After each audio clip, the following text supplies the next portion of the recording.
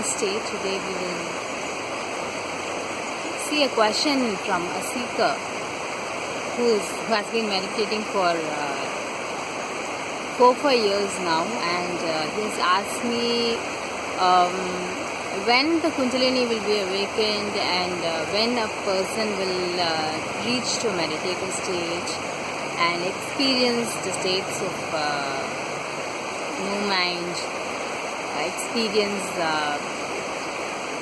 nirvana, experience the emptiness within.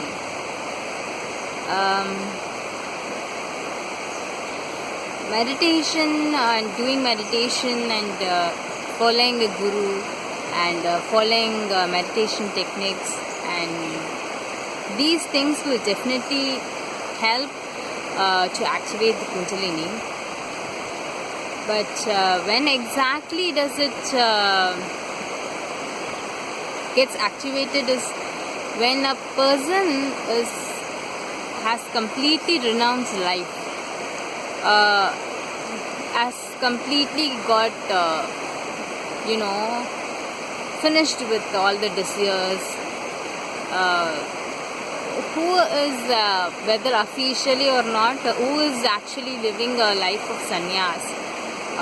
That is, there is no desires and there is renunciation and there is no attachment on anything, either people or things or fame or any worldly things.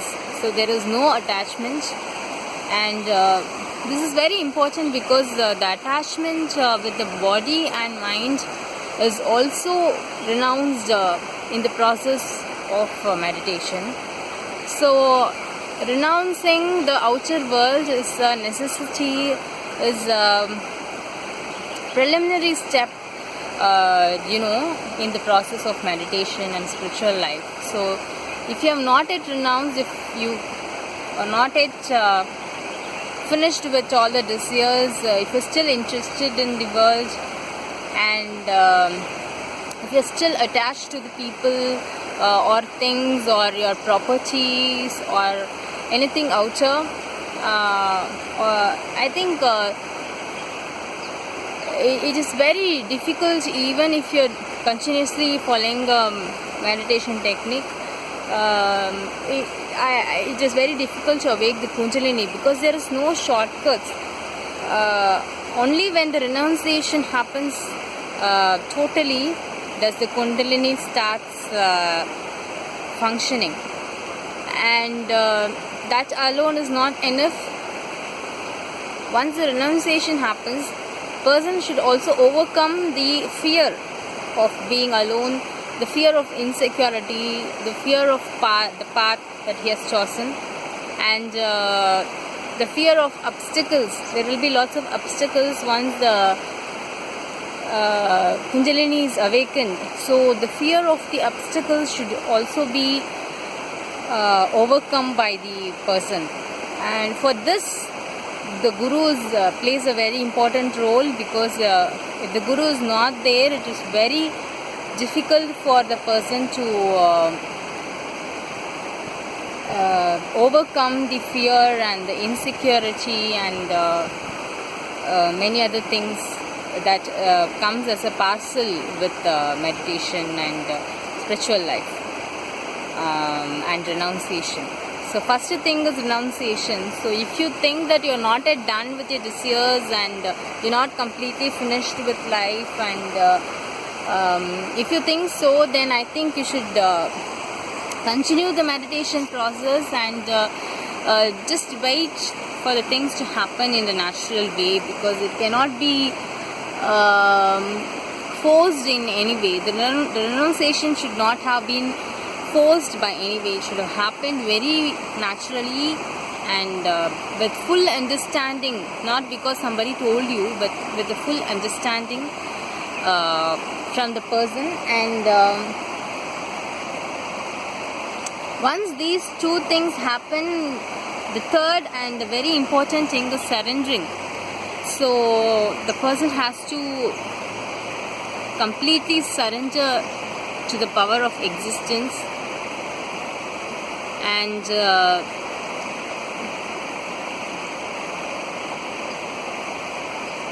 this is also an important step to overcome the fear, because there will be lots of fear once the person desires and the ego is dropped.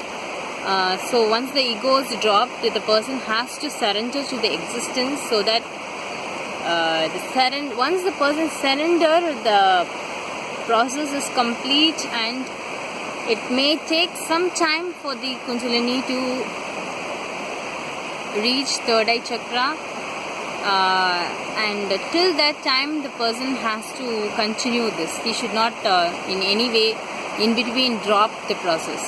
So he has renounced, he has overcome the fear of renunciation, and he is having obstacles, but he has surrendered to the existence and accepts all the obstacles also. The suffering that comes with it, everything is accepted. And he is following a guru, and he is having trust on the existence, and he has surrendered to the existence. And with this he has to continue for some time, because it is not that it will happen in 1 or 2 days. It will take some time, at least few months. So he has to be in the state of surrendering for at least few months, so that the Kundalini gains enough power, and till it reaches to third eye center, it is very unstable. So this is depicted by Mahabharata, where it is said that the Arjuna marries the Kundalini Shakti, which is Draupadi, by